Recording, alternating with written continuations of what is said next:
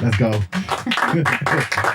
Esta es La Verdad Sin Filtro Podcast. Y estamos en un nuevo... De repente.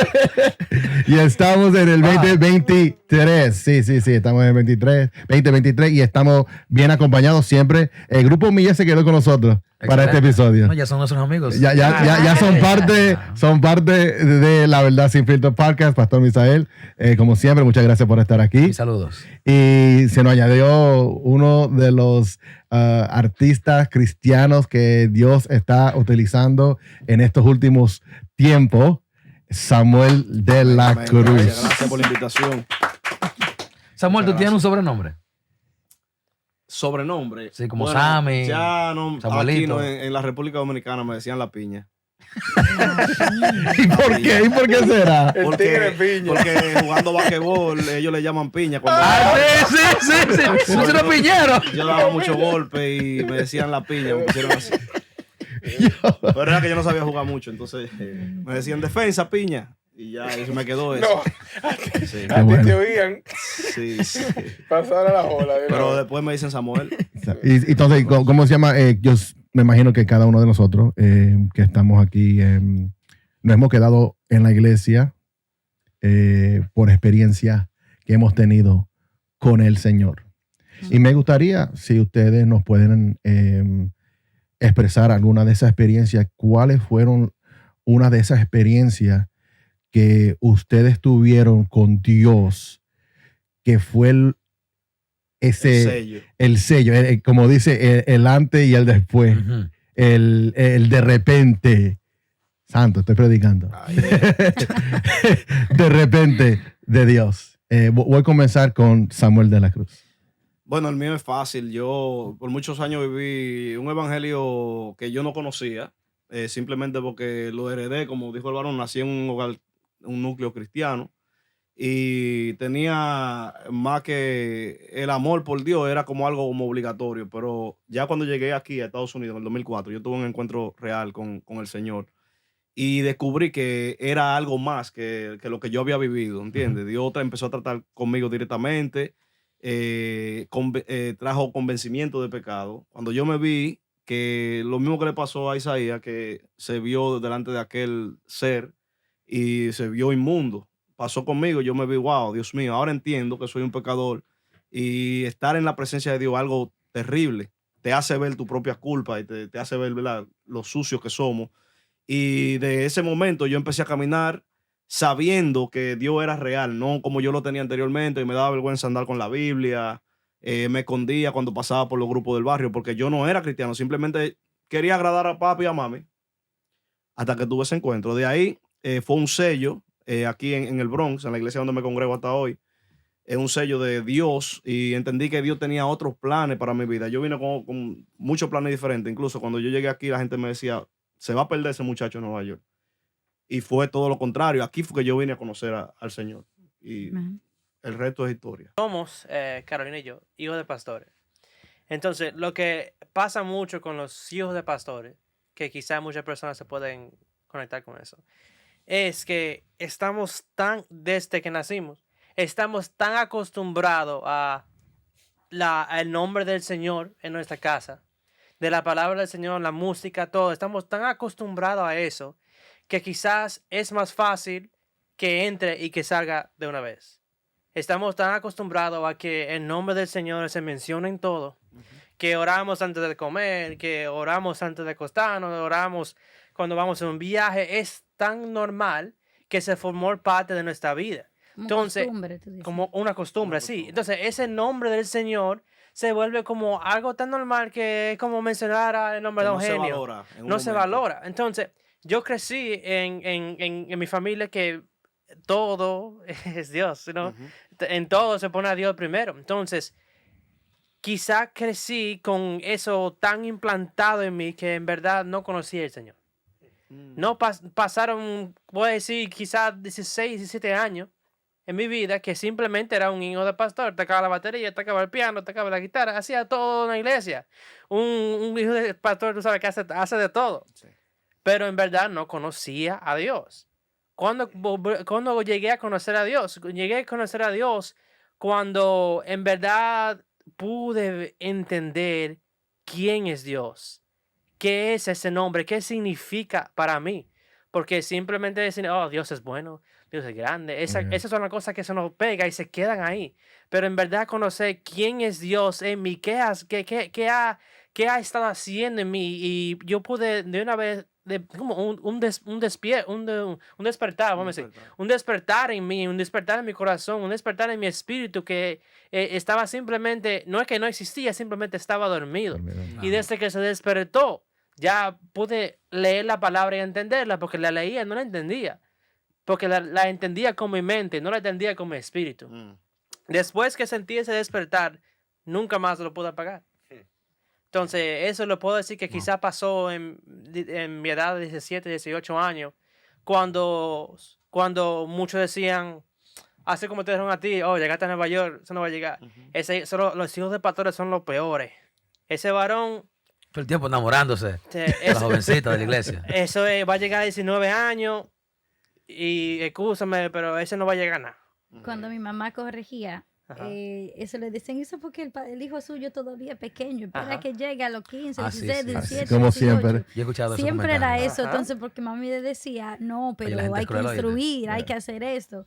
Pero él nunca se aloqueó, gracias a Dios. Gracias a Dios. Pero no siempre le veía Sí. como que no se encontraba con Dios. Exacto. Pero como lo instruyeron de una cierta forma, él se cuidaba, pero no, era quizás por responsabilidad. Exacto, y eso no por puede ser. amor. Ajá. Sino porque No por amor no al tenía Señor, que no hacer, era- era como mi obligación. Exacto. Pero amar a Dios no debe ser nunca una obligación.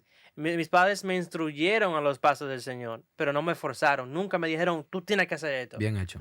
Tú tienes que ser pastor. Tú tienes que pasar. Pero- Tú tienes que hacer esto. o- Lo único que quisieron hacer es, mira, hace esto. Mira, te pongo esto delante de ti y me lo presentaban, me lo presentaban, lo ponían adelante. Pero no hasta fue que, no fue el momento hasta que yo no decidí hacerlo que mi vida cambió. Que el Señor te tiene que llamar. Bueno, Exacto. sí. No tan solo eso, pero para añadir a tu testimonio. Oh, y tiene perdón. Y excúsame. tú Y sabes. escúchame. yo lo que capturo, o capto, perdón, de lo que tú estás diciendo, es que de conocer, tú conocías, Ujú. porque el Señor siempre ha estado en tu casa, pero llegó un tiempo que te tocó experimentar. Exacto. Y ahí, o sea, ahí te selló. Ujú. Y imagínate. Eugenio, ¿cómo Dios te Ya, selló a tío, ti? exacto. Claro. ¿Entiendes? No. Ahora, excúsanos nosotros. Ahora ahí tú. No, a mí la historia es un poquito diferente. Porque sí conocía del Señor, pero era una perspectiva muy diferente. O sea, a lo que yo entiendo hoy en día. Ujú. Mi familia siempre fue súper católica. No había una misa que no se faltara. Y, o sea, había como... Ya para la niñez en ese tiempo, que ya como que uno reconocía. La iglesia era un hombre que está ahí, tú ni lo entiendes, y que una costumbre, y que esto y que lo otro, solamente. Pero como hablábamos con lo de Alex, no había una experiencia de vida, ¿entiendes? Entonces cuando llego aquí, el Señor pone en mí el anhelo de poder tocar un instrumento, de adorar, de ser adorador. Pero por mi propia fuerza no, porque yo no podía. Yo no tenía ningún tipo de talento musical. No para añadir tu historia, pero eso es verdad. Escúchame. Era Sí. de todito lo que están. Ellos tenían un futuro, yo no. O sea, era imposible. Y pienso que el Señor comenzó a trabajar conmigo por ahí. Yo me comencé a enamorar de Él a través de la adoración. Poco a poco mi mamá vino entrando, porque como dije, éramos católicos, pero cuando entró al ministerio, esos velos que habían comenzaron a caerse. Ujú. Ah, Fueron rasgados por completo. O sea, no se trata de hacer que si yo cuánto rosario, no, el Señor ya me hizo libre. Amén. Porque murió, ¿tú me entiendes? Sí. Porque hay algo ahí que se da mucho y esa vana repetición. Y que tú siempre te quedas como en la situación. Y mi familia llegó a experimentar libertad a través de eso, a través de la declaración. Y también yo, siendo joven, ahí me encontré con el Señor, Él me dio el don de poder tocar música y hasta ahora estamos aquí sirviendo. Gloria a Dios. Y yo sé que tú estás casada con Carolina. Y ¿cómo fue, Carolina? Háblanos de tu experiencia. ¿Fuiste tú una ayuda para que él también experimente la salvación? Bueno, me imagino que sí. Es que yo creo que ella fue la ayuda para todos los jóvenes en esa iglesia. Wow.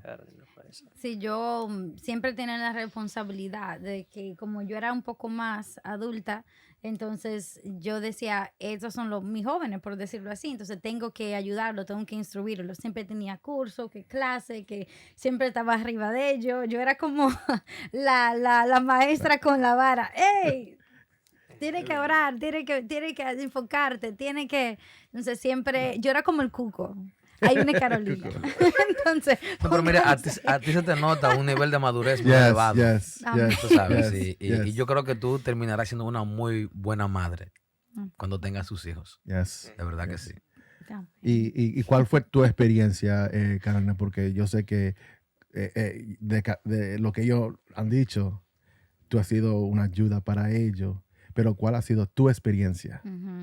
Bueno, la experiencia mía es como un poco una combinación entre el pastor Misael y mi hermano Alex, porque mi papá y mi mamá, pero más que todo mi mamá, ella se dedicó desde que yo nací a enseñarme la palabra. Se dedicó a eso.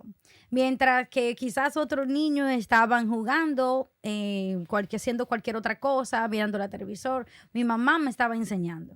Entonces yo de pequeña, antes de ir a la escuela dominical, que hablaran de un tipo de estudio, de clase, de algo, ya yo me lo sabía. Porque mi mamá dijo, ese trabajo no es de la escuela dominical, ese trabajo no es de aquel maestro ni del pastor, ese trabajo es mío. Eso merece un aplauso, mi hermano.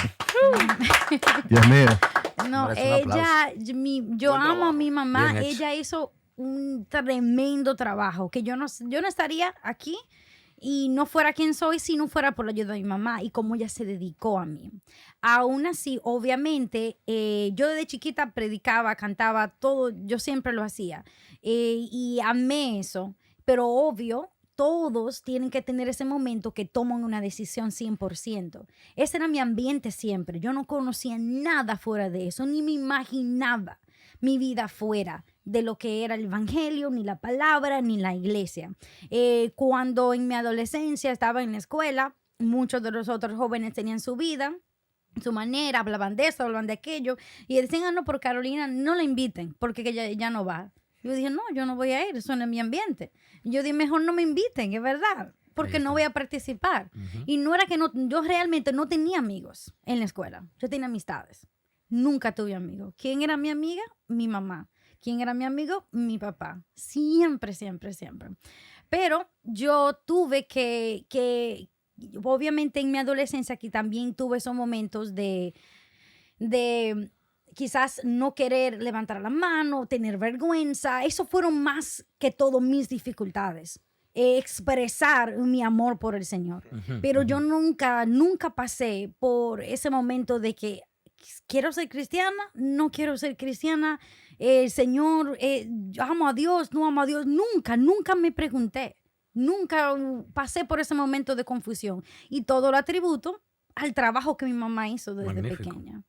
Y yo le digo a quien sea que realmente tener al Señor en su corazón, sea que haya nacido en el evangelio y que fue instruido, sea como un genio que llegó por el catolicismo, pero entonces después se convirtió, o cualquiera que diga, no, yo quiero al Señor y lo acepte aún más grande. Ser cristiano es lo mejor que alguien puede, que la mejor decisión, porque a la medida que uno va a perder, porque va a perder, pero a la medida que uno pierde, gana al Señor. Y no hay nada mejor que el Señor. Nada mejor que el Señor. Yo se lo puedo decir por experiencia, porque yo sí sé de esto. Entonces, estamos hablando, yo puedo usar un versículo, ¿verdad? Que de la Biblia. No, yo quiero escuchar tu experiencia. Bueno, yo me crié en el Evangelio. Nací en un hospital. Hey. Me gustó esa, ¿eh? Mi papá nos trajo a los 5 a la iglesia. Pero eso sí, mis padres nos enseñó a nosotros primero a respetar la iglesia. De correr, de hacia, de hablar, de comer. No, era allí mismo y solamente con esa mirada de papá ya sabíamos que cuando llegamos a casa íbamos. Entonces yo por eso que, y eso se nos quedó a nosotros. Ahora tenemos, yo tengo una reverencia grande para la iglesia. Gloria a Dios.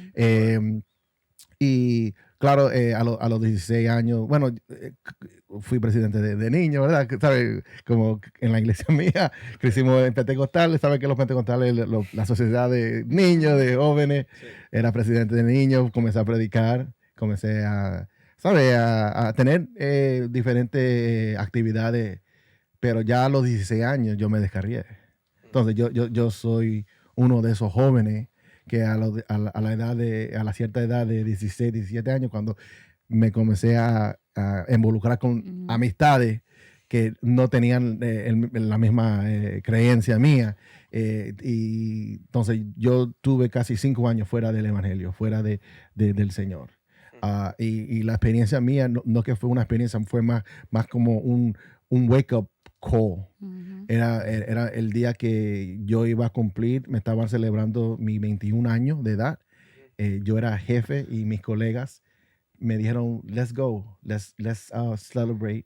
You're 21, you're going to be legal. Exactamente. Y ese día, mis padres no saben, yo estaba a 3 cuadras de donde ellos viven, en una nueva discoteca. Yo no era mucho de discoteca, pero una bala casi me toca a mí. Y si esa bala me hubiera tocado a mí, me hubiera muerto en mi cumpleaños de 21 años y 3 cuadras de la casa de mis padres. Ese día yo con un humo, una borrachera, una cosa terrible, esa bala se me desapareció y yo dije, no, I'm not going to party. There was an after party. I'm not going to the after party. Y yo a las 3, 4 de la madrugada toqué a la casa de mi papá y mi mamá.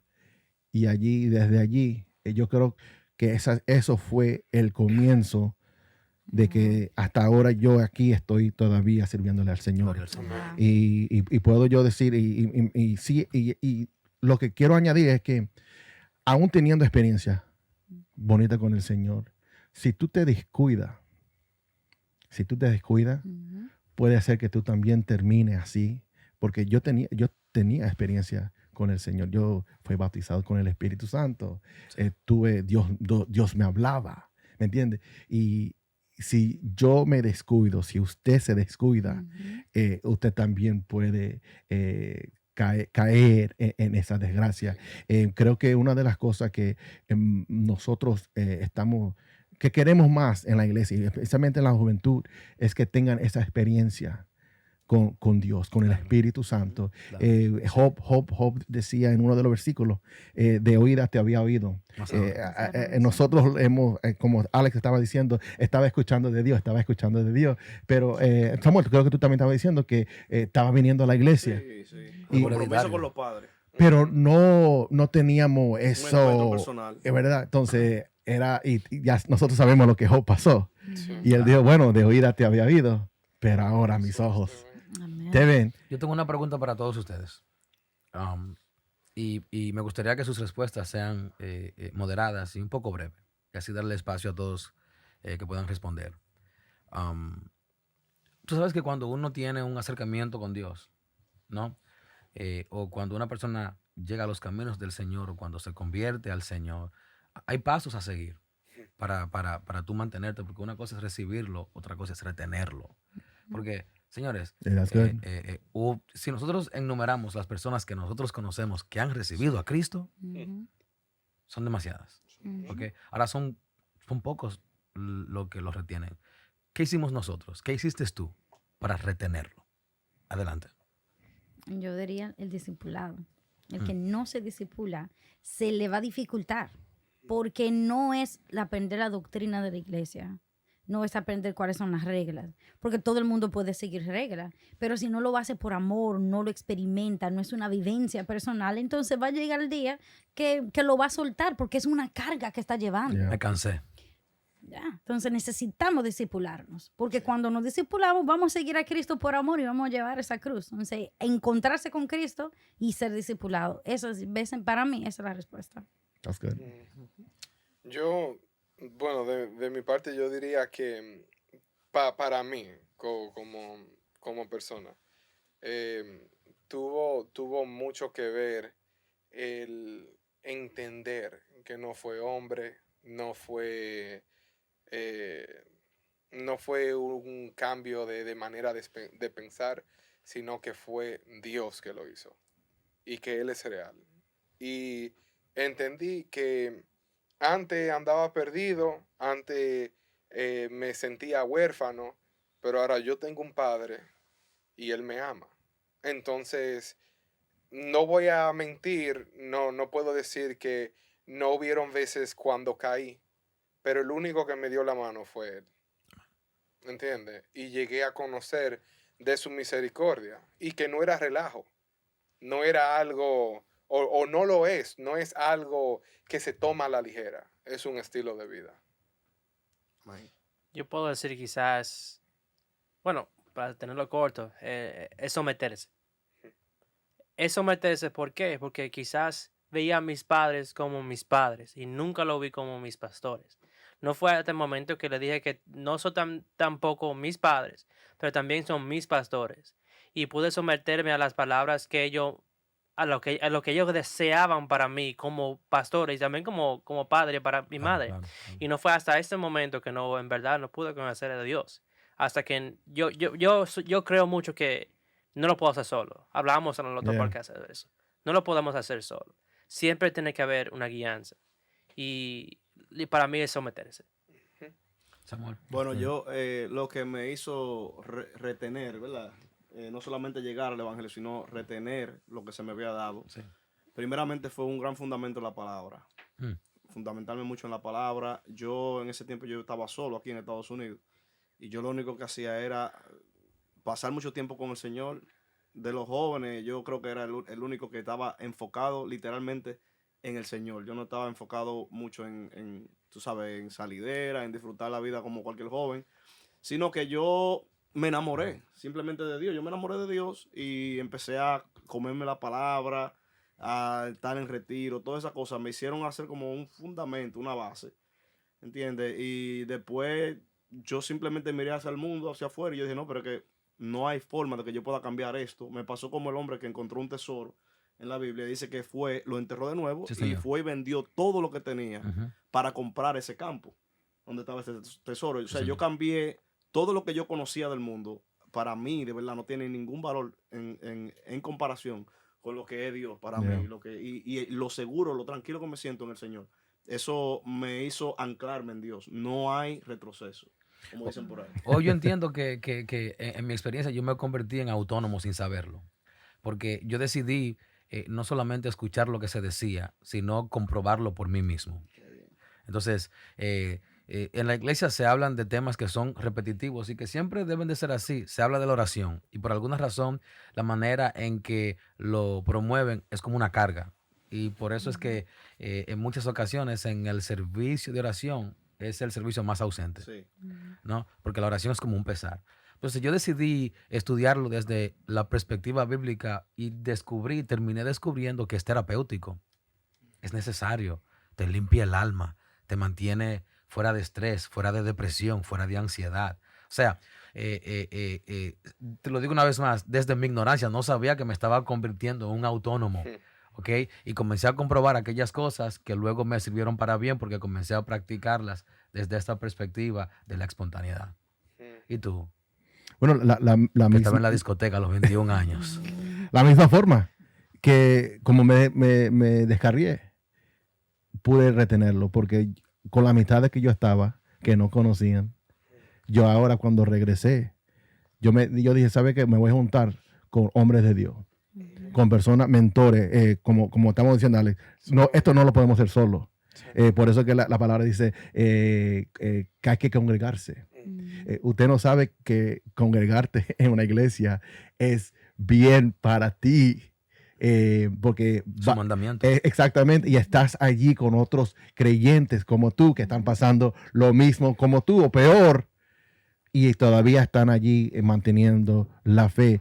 Todos nosotros hemos dado testimonio a título personal de aquellas cosas que nosotros hicimos después de haber obtenido esa experiencia. Muchos de nosotros nacimos en hogares cristianos, otros de nosotros no conocieron al Señor, después provinieron de hogares que no eran cristianos y todo el rollo. Samuel, escucha esto, porque quiero que seas tú el primero en responder esta pregunta asociada a lo que dice Fidel. Sí. Era de noche aquel día cuando Nicodemo fue a ver a Jesús. Y entre su conversación, Cristo termina diciendo que es necesario nacer de nuevo, del agua y del Espíritu. Nicodemo, en su entendimiento, dice, como yo, ya siendo un hombre viejo, voy a meterme en la máquina del tiempo y regresar al vientre de mi madre para volver a nacer. Entonces, yo quiero preguntarte, ¿será que cuando una persona se convierte, tiene él o ella la responsabilidad de amamantarse? ¿O tú crees que un nuevo creyente necesita de un líder, de un superior, de alguien que le dé seguimiento? Se necesita quien te ayude a alimentarte al principio. Como igualito que un niño no puede alimentarse solo al principio. Para mí es necesario que se te dé la leche, como dice Pablo. Luego tú vas a aprender a comer solo. Pero al principio hay que darte esa base, tu compota, tu cosa. Ya después de un tiempo tú eres responsable de alimentarte tú, porque lo que tú vas a comer en la iglesia, el mensaje del pastor no va a ser suficiente. Tú dijiste algo importante al principio, que tú mismo fuiste experimentando cosas y fuiste dejando cosas, cambiando. Yo quiero probar porque si la oración es buena, ¿cómo tú lo vas a comprobar? Orando. La palabra es buena, ¿cómo? Leyéndola. Entonces, las dos cosas son importantes, pero llega el momento que ya tú eres autónomo, ¿fue que dijiste? Sí, señor. Tú tienes que, ese trabajo de nacer de nuevo, de ser una nueva criatura, nadie lo puede hacer por ti. Eso eres tú reconociendo dónde está fallando, de qué puedo tomar de la palabra para aplicarlo a mi vida y cambiar eso que me está afectando. Todo el mundo sabe cuál es el área que le está afectando en su vida. Y en la palabra están los recursos, todos los recursos para cambiar.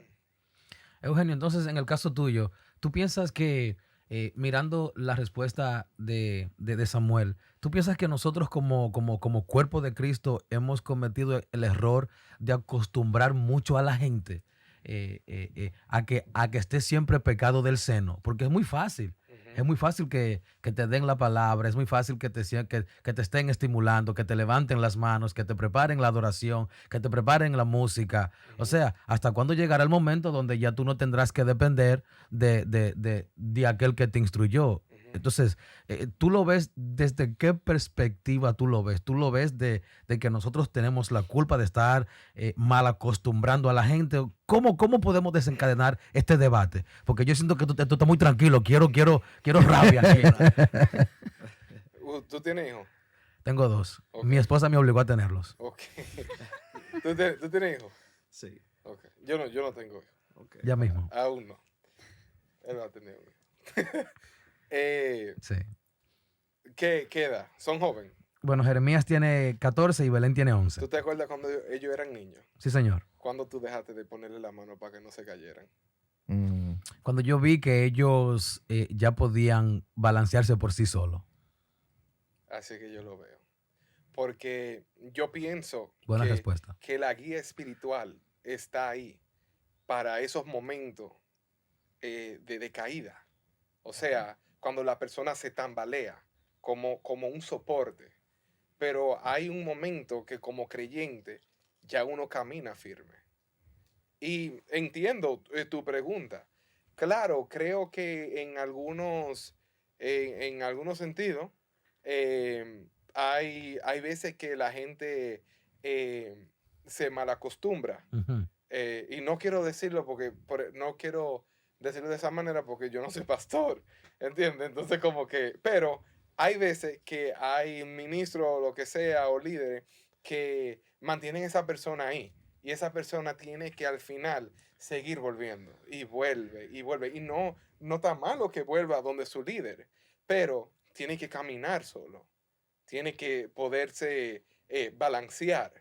Pero así que yo lo veo. No sé si ustedes tienen... Mi hijo Jeremías tiene 14 años. Escucha esto. Mi hijo Jeremías tiene 14 años. Y hace 2 semanas yo le dije a él, la temporada de babysitting tiene que terminarse. Ya tú tienes 14 años. Es tiempo de que tú laves tu ropa. Es tiempo de que tú arregles tu cama. Tú no puedes esperar que mamá te haga todo, porque ya tú debes de hacerlo. Claro. ¿Tú crees que esa conversación se debe de tener con un cristiano? Decirle francamente las cosas y decirle, no todo el tiempo usted tiene que estar pidiendo la oración. Tienes 20 años aquí con el mismo problema y no lo solucionas. Yo quiero decir algo. ¿Cuántos años tú tienes en el evangelio? Bueno, yo nací en un hospital, como dije. Okay. No, pero entonces... Y a los 12 años hice confesión de fe. Okay. Yo hice mi confesión de fe. Okay. O sea, desde los 12 años yo acepté a Cristo como mi Salvador. Y a mí, no sé si nos estamos yendo por otro tema. Yo creo que no. Ok. Yo pienso que eso es difícil hablarlo hoy. Lo que tú estás diciendo. Por la generación que se está parando. Muy ñoña la gente. Demasiado. De cristal. Porque si tú eres un siervo y tú tienes un tiempecito yendo a una iglesia, a una persona que se convirtió no hace mucho o lo que sea, que no le están dando comida sólida, que tú le digas, hermano, ya está bueno. ¿Tú me entiendes? Es como... Mientras que mi papá decía que lo dejaban 6 meses hasta 1 año de disciplina sentado en una esquina y se quedaba ahí. Pero que me habían dicho eso a mí el primer día de hoy. ¿Tú me entiendes? No, yo creo que eso varía mucho. Yo creo, si yo puedo decir, yo creo que ambos tienen la culpa. Los líderes como los nuevos convertidos. ¿En qué sentido? Porque los nuevos convertidos, ellos tienen que saber así, porque como dijiste de niño, tú vienes primero a la iglesia, te conviertes, tú sabes que no todo el tiempo va a estar ahí el pastor, va a estar ahí la pastora, va a estar allí. No tan solo eso, pero yo creo que el test más grande que tiene un niño o un joven es el día que mami y papi no van a la iglesia. No voy hoy, mami y papi salen de viaje, lo que sea. Bye. Bye. Yeah. ¿Tú me entiendes? Sí. Que es fuerte. Y ahí vemos la otra cara de la moneda, que algunos pastores quieren que sus ovejas dependan de él o de ella. Entonces, hay que ser bien claro desde el principio. Yo creo, si yo veo a alguien que, vamos a suponer, Alex, tú te convertiste en la campaña que hicimos. Claro, le damos la información. ¿Ahora qué? Right? Esa es la pregunta. ¿Ahora qué? Bueno, yo te voy a decir claramente, mira, nosotros te vamos a dar 6 meses de discipulado. Pero después de 6 meses, you're on your own. Go make disciples. Yes, for now. Si necesitas ayuda, estamos aquí. Pero te vamos a decir todo. Y en eso discipulado. Pero pastor, yo no creo que ya sea terminado.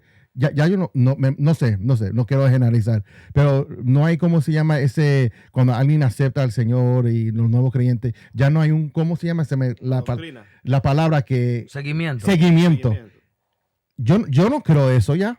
Que ya lo hacen ese seguimiento. Yo pienso que la gente... Bueno, no generalices. No estoy generalizando. Pero es que ya no... Tengo que salvar mi pellejo. En mi iglesia está instituido eso. Claro, yo hago seguimiento. Ya no hay seguimiento. Ese es realmente el gran problema.